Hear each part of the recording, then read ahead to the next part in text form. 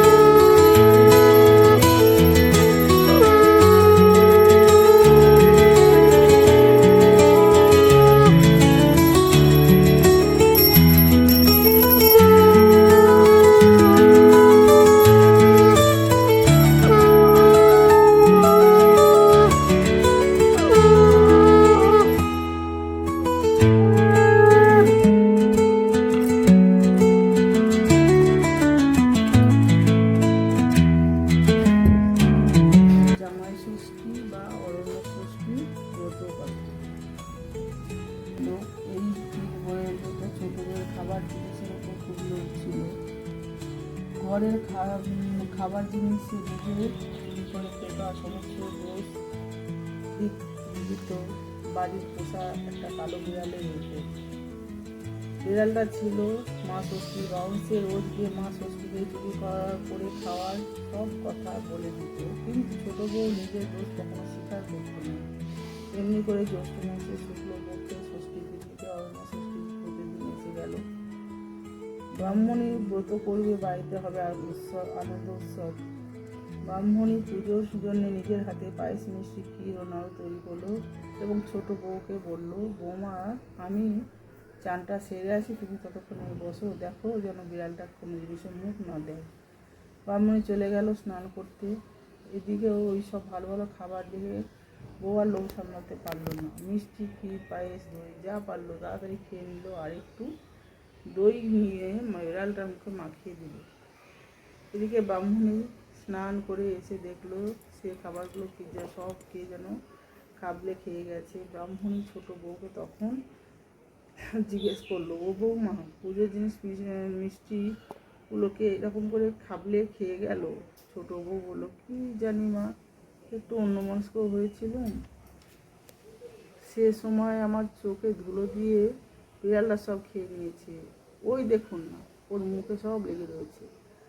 ওই বলে ছোট বউ বিড়ালটাকে বেশ 2-4 ঘা দিয়ে দিল। শেষে ব্রাহ্মণে আবার নতুন করে জোগাড় করে সব পুজোর ব্যবস্থা করলো। এদিকে বিড়ালটা কাঁদতে কাঁদতে বনে চলে গেল এবং সেখানে মা দেবী অরণ্য ষষ্ঠী রয়েছেন, তার কাছে গিয়ে সব কথা বলে দিল। সব শুনে ষষ্ঠী দেবী বললেন, আমি সব জানি, তুই কাঁদিস নি, আমি শীঘ্রই ছোটো বউকে এর প্রতিফল দেব। এই ঘটনার কয়েক মাস পরে ছোট বউয়ের সন্তান সম্ভব দেখা দিল এবং 10 মাস 10 দিন পরে সে ফুটফুটে সুন্দর চাঁদের মতন একটি ছেলে প্রসব করলো। ব্রাহ্মণী নাতনি মুখ দেখে খুব আনন্দিত হলো এবং গরিবকে ডেকে খুব দান দান করতে লাগলো। এদিকে ছোট বউ তার ছেলেকে কোলের কাছে নিয়ে রাত্রিতে নিশ্চিন্ত হয়ে শুলো। কিন্তু সকালবেলা ঘুম ভাঙাতে দেখা গেল ছেলে তার কাছে নেই। শাশুড়ি ও বউয়ের খুব ভাবনা হলো। তারা বেশ কয়েকজন লোক দিয়ে চারদিক খোঁজাখুঁজি করতে লাগলো, কিন্তু ছেলেকে কোথাও পাওয়া গেল না। এরকম করে বউয়ের পরপর 7টি ছেলে একটি মেয়ে হলো, কিন্তু সবকটি হারিয়ে গেল। রাত্রিতে ছোট বউ ছেলে নিয়ে শুতো, আর সকাল হতেই ছেলে পাওয়া যেত না।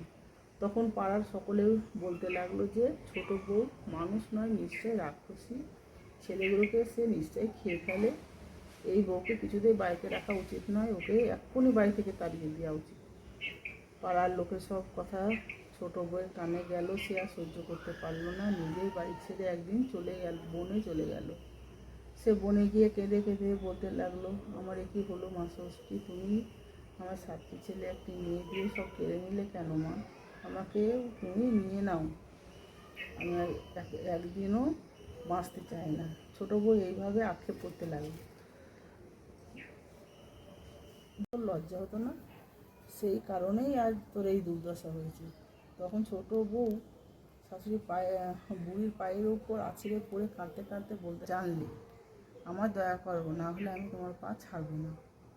মা ষষ্ঠী ছোট বউয়ের কাতরতা দেখে বললেন, বাছা, আমি মা ষষ্ঠী, পৃথিবীর লোক যা করে আমি তুমি আমায় রক্ষা করো। মা তুমি যা বলবে আমি তাই করবো। মা ষষ্ঠী তখন বললেন, দেখো, ষষ্ঠী ব্রত বলা হয় বছর জ্যৈষ্ঠ মাসে শুক্লপক্ষে ষষ্ঠী তিথিতে খুব জাঁকজমক করে ছোট বউ অরণ্য ষষ্ঠী ব্রত করলো এবং মেয়ে জামাইকে আনিয়ে জামাইয়ের কপালে দইয়ের ফোঁটা দিল। এই থেকে মা অরণ্য ষষ্ঠীর মাহাত্ম্যের কথা চারিদিকে ছড়িয়ে পড়ল। এই ব্রতকে জামাই ষষ্ঠী বা অরণ্য ষষ্ঠী বলা হয়।